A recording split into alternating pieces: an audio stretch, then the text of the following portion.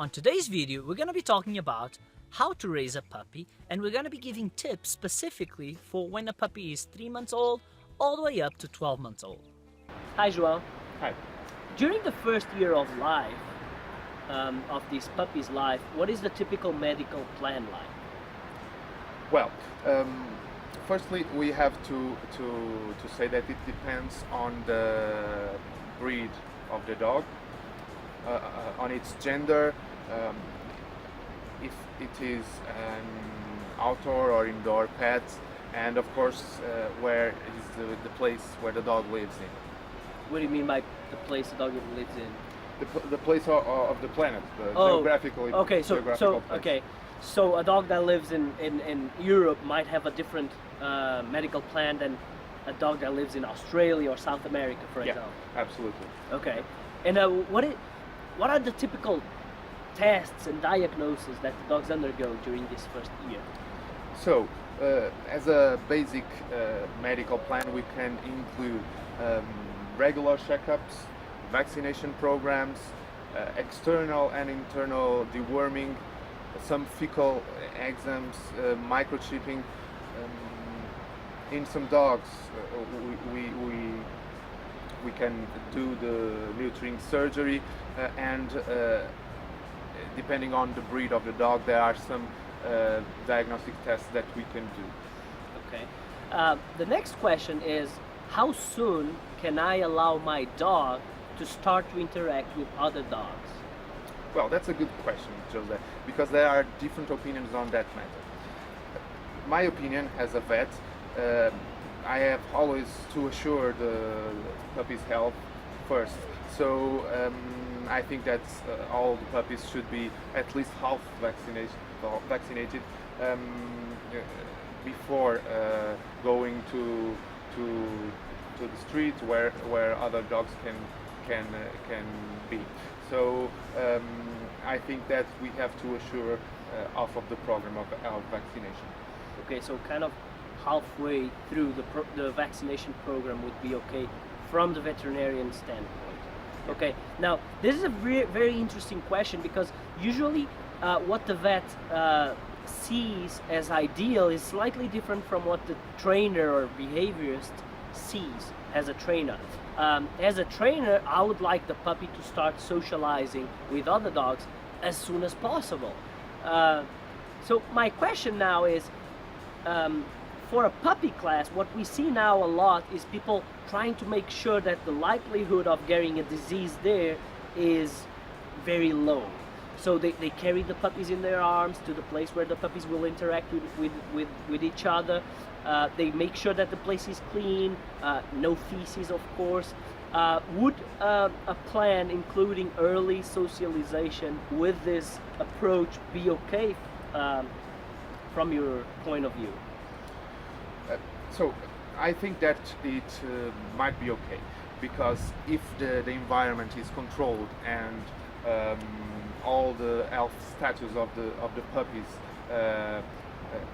are good, I think that usually it is safe. Okay, so you would agree with that kind of approach. Yeah. Okay, thank you so much, João. Thank you, Jose. The critical period of socialization for puppies goes from 3 weeks old to 12 or 14 weeks old. Now, this is the really important thing, and this is the one I want you to memorize. If there's only one thing you're gonna memorize in this video, this is the one I want you to memorize. Socialization should start as soon as possible, as early as possible. Do not postpone it. Now, some other ideas about socialization: it is an ongoing process, but it is especially important early on. Pay special attention to socialization with other dogs, with people, with different places, or anything that can scare a puppy. Use positive reinforcement and do not force your puppy. Try to encourage your puppy to approach or like things that he's a little bit concerned with. If your puppy is concerned with a trigger, that puppy needs more exposure to that trigger, not less. Many dog owners see a young puppy that is uncomfortable with something and they remove him from that thing and never allow him to have contact with that thing again. For example, another dog, or people, or tall people, for example. Do not do that. Insist on it a little bit. Now, what do you do if your puppy is already older? In that case, start now, do not postpone it, and do it even more. It is urgent that you start now. Take him out to see the world. Many puppies will still bounce back, but the later socialization starts, the more difficult it is. Now, if you have a dog that is already an older teenager, closer to a year old, or an adult dog, in that case, I recommend you to contact a positive reinforcement trainer or a behaviorist as soon as possible and use a combination of desensitization with counter conditioning to get your dog to start to handle triggers.